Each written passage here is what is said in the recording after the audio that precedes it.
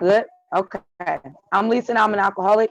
My sobriety date is February 9th, 2019. I'll be coming up on 2 years in February. Um, man, and thank God. Thank God for AA. Uh, real quick, I just want to say the serenity prayer just to let God in. I know I'm gonna be speaking for 20 minutes, but I always want to get out the way because I'm always in my own way. So let me just real quick get myself together and do the we version of serenity prayer real quick. God, grant us the serenity to accept the things we cannot change, the courage to change the things that we can, and the wisdom to know the difference just for today. Whew, I didn't know it was 20 minutes. I thought that I was doing the whole meeting. So I was a little confused. I don't know where I got that mixed up at.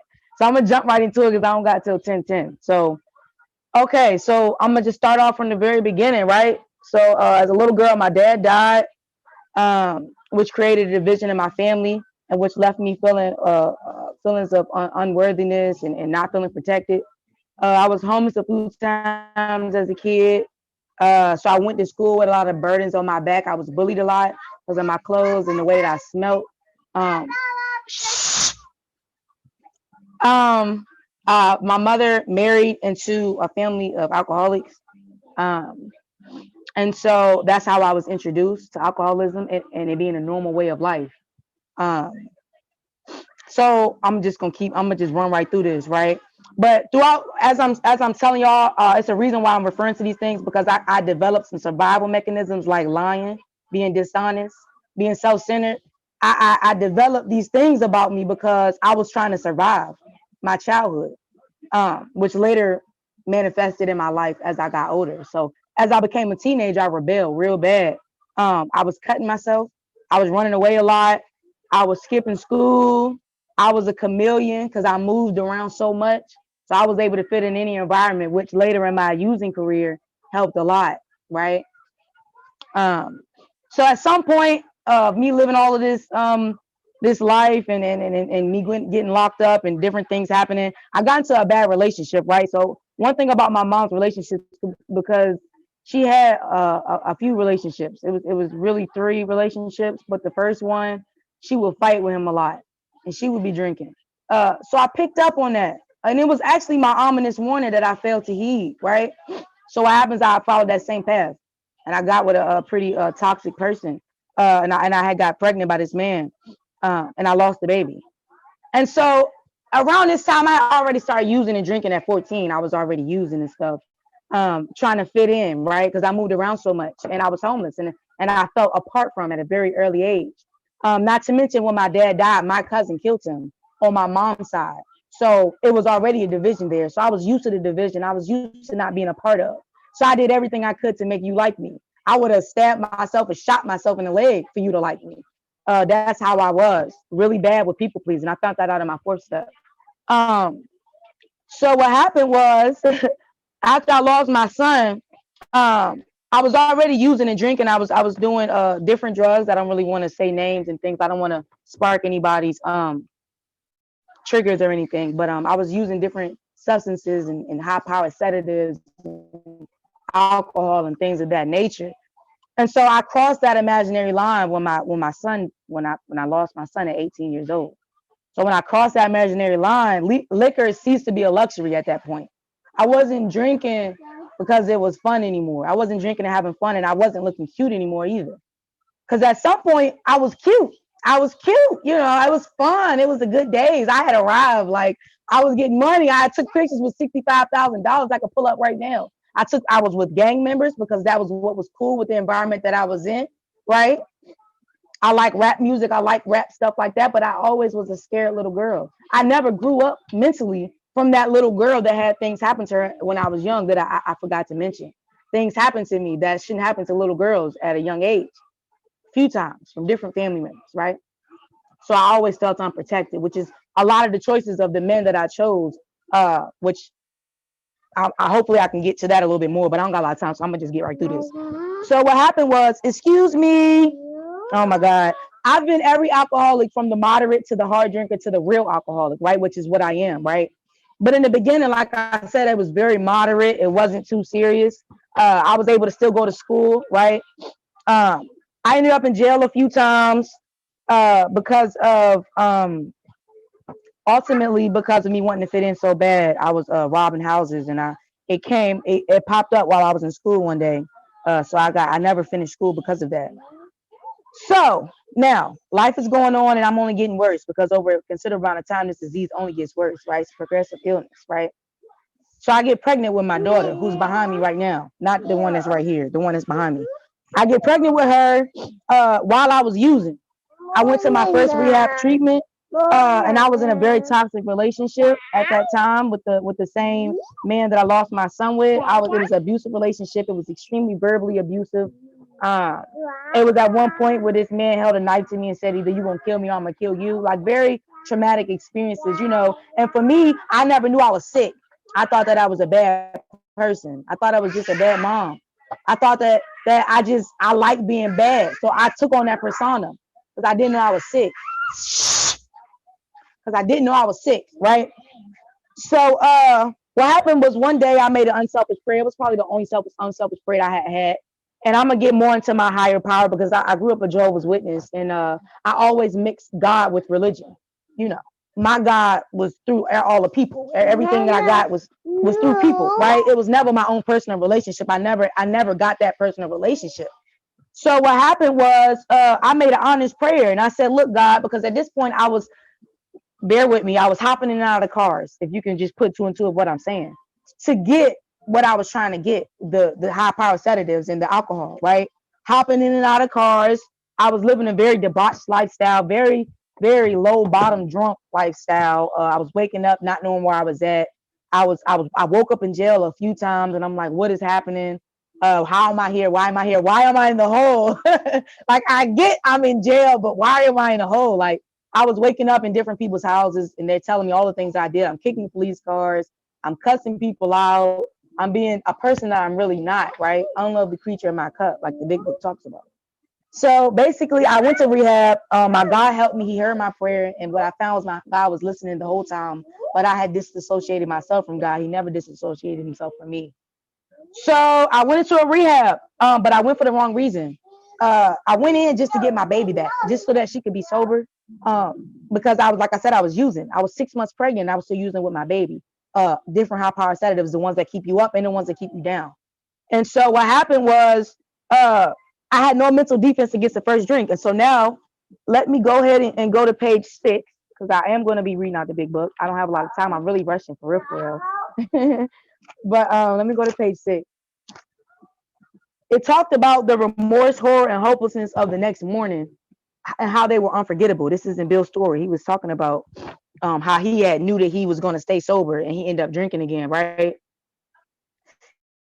He said the courage to do battle was not there. My brain raced uncontrollably, and there was a terrible sense of impending calamity. That is what I encountered when I got out that rehab and I used again, and I had this new beautiful look. And I felt that because shortly after I used again. And what I didn't do was I didn't do the 12 steps. I didn't surrender anything. And I still believed I could smoke marijuana because marijuana comes from the earth, don't you know? God made that. I can smoke weed. Nobody ever got a hangover off of weed. Nobody ever got dope sick off of marijuana. I could do that, you know. What I found out later on is that I didn't buy into the program, to the ideas that somebody had given me. I'd never bought into the program. I just went into that 30-day treatment. I thought I was gonna be cured when I came out. What I found was totally different. Uh, so I didn't get a sponsor, and I had no mental defense against the first drink. Um, and let me go to page 26 real quick.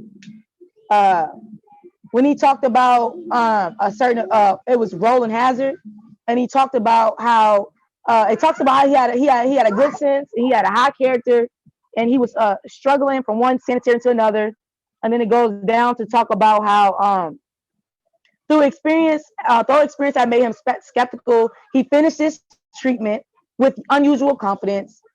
His physical and mental condition were unusually good. Oh, stop. I'm sorry. So, long story short, okay, sorry, sorry. His relapse was unthinkable, but nevertheless, he was drunk in a short time. More baffling still, he couldn't give himself a satisfactory explanation for what happened, and I couldn't either, and I had no idea that I would go back to doing the same things that I did before my God brought me out of this very despairing, sad, sordid place, right? So I went on to take my baby with me on a lot of runs and on a lot of bad in a lot of bad situations. And when I did my fourth step, I had to put all that down. So long story short, I got my bottom got lower and lower and lower, and I got pregnant again with another child, and I was a tornado in her life just as much as I was a tornado in my first baby's life. Um, and so all up into 3 days, I used with this baby. Let me say that again. All up until 3 days, I used with this baby in my stomach. And I was in a toxic relationship with someone who enabled me a lot. And all of this came from me wanting to be protected, me wanting to be a part of. A lot of character defects came through my off of that. So, page 8, I experienced the same feeling that Bill experienced, because no words could tell of the loneliness and despair I found in that bitter morass of self-pity. Quicksand stretched around me in all directions. I had met my match. I had been overwhelmed. Alcohol was my master. Alcohol and other sedatives were my master. And what happened, man, was I spiraled really out of control. I got a 5 o'clock shadow around my mouth. I did not look anything like how I look right now. I know I look partially put together. I did not come like this. My neck bone was sunken in. I was extremely small for my weight size. Nobody in my family is small as how small I was. My hair was falling out. I tried to commit suicide several times. I was unsuccessful, but I tried it with a lot of pills because I'm a coward. I don't want to use a gun, right? But my reputation would have told you differently, that I didn't deserve. So the solution. I only got a few minutes. Okay. So I went to rehab. I left Richmond, Virginia, not knowing what was going to happen. I got on a Greyhound to go to Louisville, Kentucky. I was hearing good reports about this place that I would be going to. And so when I got off the bus, man, I had my first spiritual experience, which what I found out was a bunch of those led to my spiritual awakening. I got off the bus, man, and what happened was I had an Abby Thatcher effect on sight. If everybody know what Abby Thatcher is, that's the first. That's when Bill. It's the first clean alcoholic he seen that he knew from times past. He came and he sat across from him. He was brimming over with self confidence. Abby Thatcher was looking good. You know, he wasn't like trying to preach to him. He just told him that he had found religion or whatever. But you know, that's the same with AA. So what happened was that's the effect that I had when I walked through the doors of this rehab facility. A lady that I was using with, a lady that I seen in the streets, man, she was in and out of cars too. And she was down bad. She was using while she was pregnant, just like me, right? I walked in and I seen her sitting at the front of the desk, man.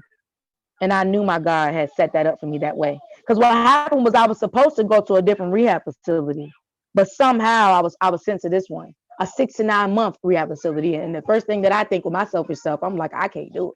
I don't know about y'all, like, but when I first got here, man, my thinking was so far from normal that I could not even differentiate the truth from the false. Like in my mind, that was just too much work. Not all of this hard work I had to do to get another one. I didn't even think of that. That didn't even come into my mind, right? So let me go to page. So what I found out is I have a threefold disease. That I have a body, mind, and a spiritual malady disease.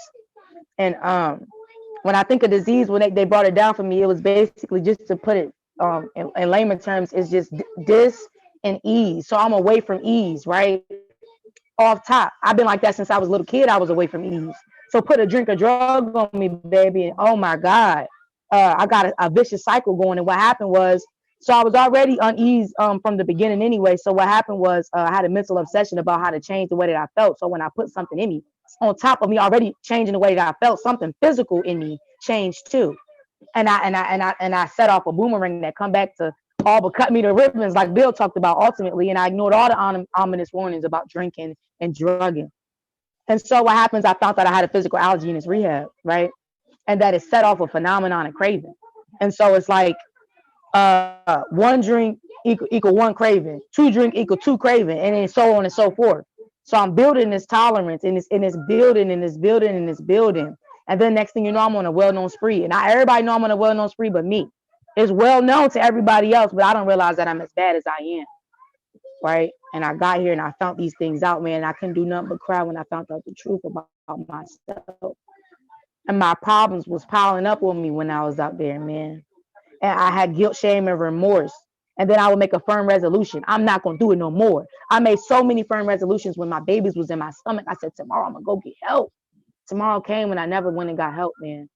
So I went to this rehab, man, and I found out that there was a vicious cycle that I had been in. And the only help was through my God, right?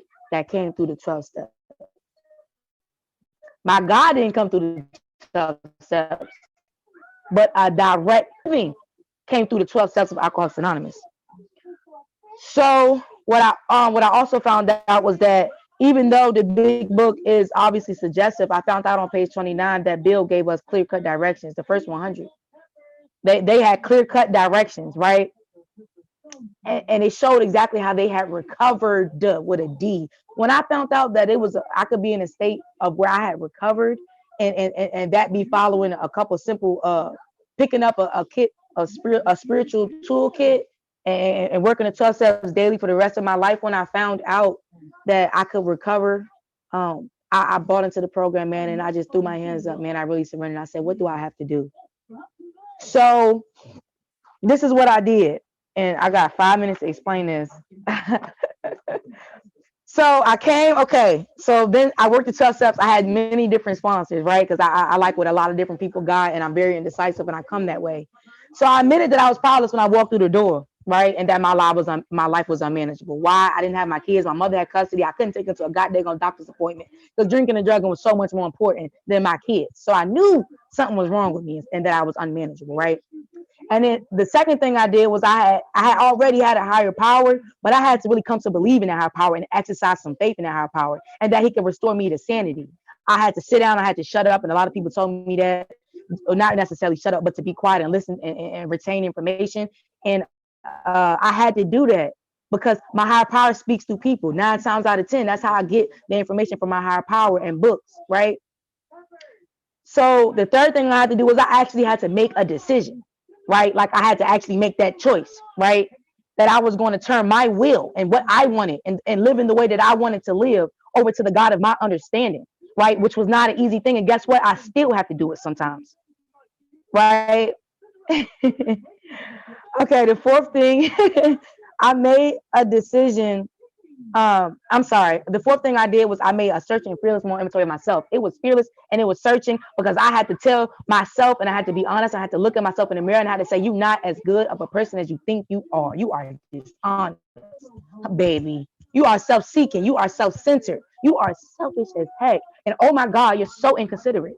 They gave me 5 character defects, but over time I found out I have like, it's in the double digits, okay, of character defects. And so for me to think that my program was going to be over and by the end of my 12 steps, I will be fixed, I'm absolutely delusional, right? So this is a lifelong process. And I've come to find that out at 2 years, almost 2 years sober. Step 5, man, I had to sit down and tell somebody all the embarrassing skeletons in my closet that was so embarrassing that I didn't even tell my significant other. I didn't even tell my mother. Some stuff that I had to dig deep down because I believed y'all when you said if I follow this thing thoroughly, if I thoroughly follow your path, I got a chance to stay sober. I believed y'all. I still believe y'all. So that's what I did. I was very, very honest with this lady, man. I told her the exact nature of what I did, man, and what people did to me. You know, the hard stuff. And then I was in step 6, I was entirely ready to have God remove all these defects of character. And I obviously have to consistently do that on a daily basis because all my character defects are not going to just disappear. And it takes work. So if I'm very impatient, then I have to be in impatient situations and practice some patience. That's what I found by doing the opposite of these things to the best of my ability and really having trust and faith that my high power can remove these things from me, right? And then 7, I have to humbly ask him to do those things, to remove my shortcomings, right? And then 8, I had to make a list of all the people I had harmed and became willing to make amends to them all. And that goes for people that harm me too, right? Because I forgive you, not for you, I forgive you for myself. So the man who killed my father, man, he's a free man right now. I had to forgive that man, because on my 4th step, I found out that I'm not all unicorn shits and strawberries and beautifulness. I'm not. I found that it's a little bit of good in all of us and a little bit of bad in all of us. So steps 9, man, I made direct amends, man. And what I found is that my God introduced certain situations for me to make these amends that I didn't even expect. I'm gonna give y'all a real quick. Okay, I was on a bus. I seen a girl that I owed $20. She watched my daughter for me. I never paid her back. I was not a good mom, and I wasn't very honest, obviously, in my cup, right? So I seen her, and I happened to have $20, the exact amount that I owed her. If that was not God introducing a situation to me, then I don't know what was. I had that exact amount of money that she needed. And I could have, right? The person that I used to be, I would have tried to hold that money and be like, oh, I don't, I'm gonna pay you back when I get it. But because I'm living an honest program that you taught me, right? That you fellas taught me, that the first 100 taught me, that Bill, Dr. Bob, and these people outlined for me, man. I did what was right. Steps 10, 11, and 12, man. All I do is I keep a personal, steps 10, each day I do what I did on my fourth step, man. Each day, and especially when situations arise, and I don't do this perfectly. I don't necessarily do it each day. But when a problem arises, what I do, man, is I inventory it. Where was I selfish? What was my part? I'm always looking at my part. That is the biggest part of sobriety for me. It's self-examining me. It's not about what you did anymore. It's about what did I do. I cannot be a victim anymore and stay sober. It does not work like that for me, right? So in 11 and 12, man, what I'm doing daily, man, is I'm helping other alcoholics. I got 3 sponsees and 4 possibles, 3 in the pot, like we say in spades, right? Because some of them, they don't know what they want to do, and I understand that because obviously, like I said, I've been through AA before, and I didn't do everything perfectly. And so I'm gonna say this, and I'm gonna end out, man.